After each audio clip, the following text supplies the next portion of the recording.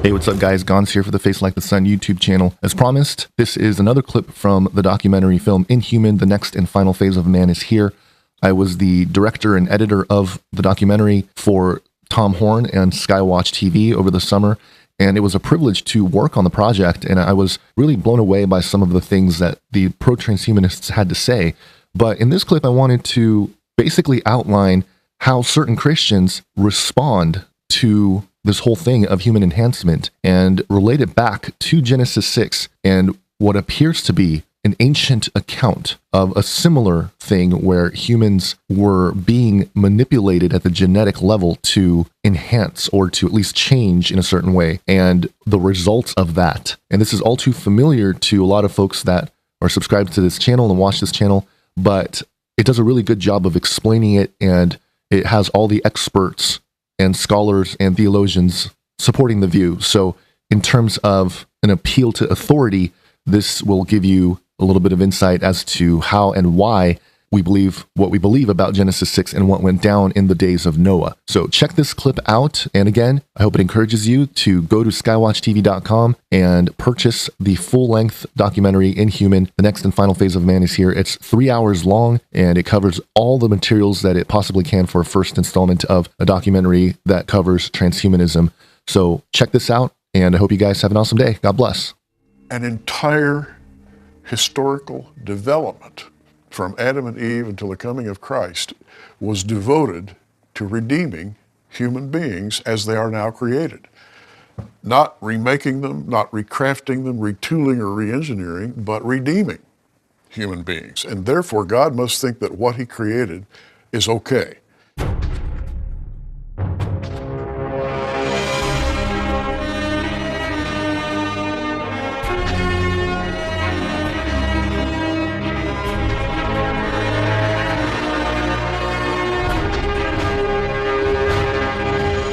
Many scholars believe that the transhumanist movement is not mankind's first attempt to alter the pure human bloodline. In the book of Genesis, we are told of an ancient race of fallen angels who interbred with human women, creating offspring called the Nephilim, human-angel hybrids.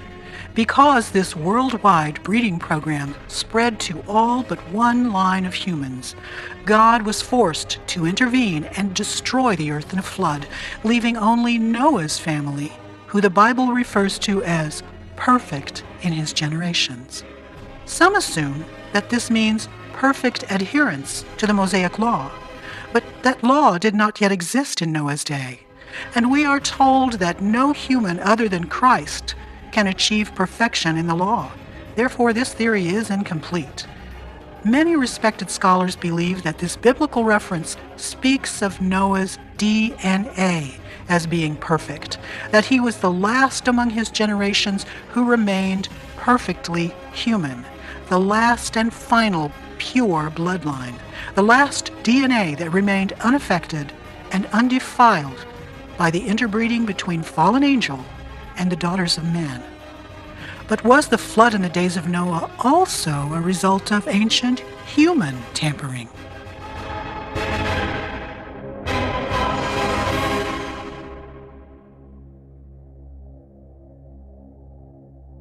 In Genesis chapter 6, we have a huge insight given to us, because it records a time when the angels, some fallen angels, cohabited with human women to create a hybrid offspring called a Nephilim, sometimes translated clumsily in the English Bible as a giant, but they were gigantes, they were earthborn, they were hybrids, if you will. And that was apparently a strategy to contaminate the purity, if you will, of the human line. And that's what led to Noah's flood. That many people have no grasp of why that rather extreme judgment was taken, where all but 8 people, actually all but 9 people, were erased and God started over, so to speak. And that was because it was a gene pool problem introduced by the adversary through his fallen angels. And that isn't just a quaint, quirky Old Testament text. It's confirmed several times in the New Testament, in 2 Peter 2 and Jude and so forth. They were angels that came down and cohabited with women and had children by women, and who were corrupted replicas of the human race. If you look at Genesis 6, you'll see the hybridization that was going on then. There was animal DNA within some of the humans. There was angelic DNA within some of the humans.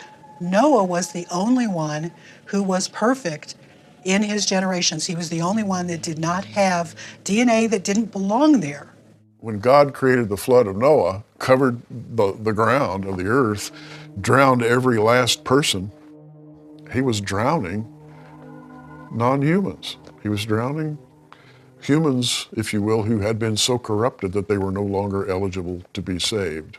And only Noah and his family rode across the floodwaters. Now, getting your mind wrapped around this idea it takes some doing, because you don't like to think about things this dark. But nevertheless, the Bible describes it. The Holy Bible is not the only record of human hybrids. World cultures across the globe tell similar tales. Whether you're talking about the ancient Greeks, the ancient whatever, fill in the blank, they all have their legends of the star people that came down, and because they created these hybrids that became prideful, that the God in whatever form they expressed, had a flood to get rid of them and so forth. Those episodes it's amazing. At least 14 different ancient cultures have been tracked where they have that same essential story as is outlined in Genesis chapter 6. Every ancient society has its particular host of chimeras, beasts that are half human and half some other kind of beast, like, for example, a centaur, the great Babylonian lion with the head of a man. All of the Egyptian gods were chimeras. They were half human and half something else. And there is very strong evidence that genetic experimentation before the flood created these chimeras.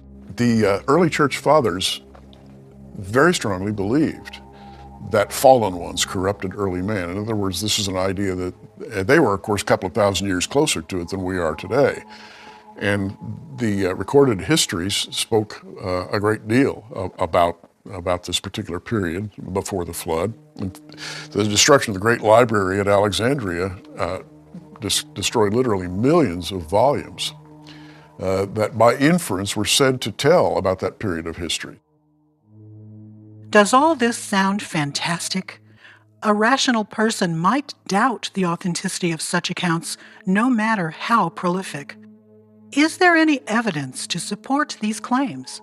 The Bible says not only did fallen angels come down and mate with women before the flood, but it also says in Genesis 6:4 there were giants in the earth in those days, that is before the flood, and also after that, when the sons of God came into the daughters of men and they bare children to them, the same became mighty men which were of old, men of renown.